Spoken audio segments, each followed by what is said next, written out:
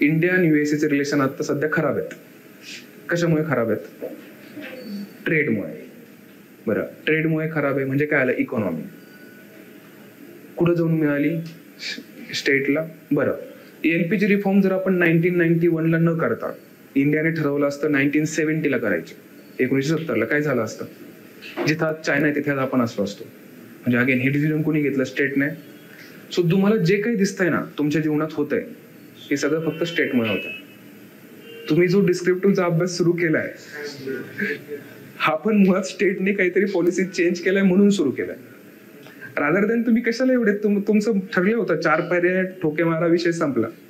Right ना? Are you understanding? म्हणजे state एवढं इन्फ्लुएन्स करताय मला की माझ्या सगळ्या गोष्टी चेंज होतात. माझी इकॉनॉमी चेंज होते, माझी पर्सनल लाईफ चेंज होते, माझं काही चेंज होऊ शकतं. That's why it is non as a master science.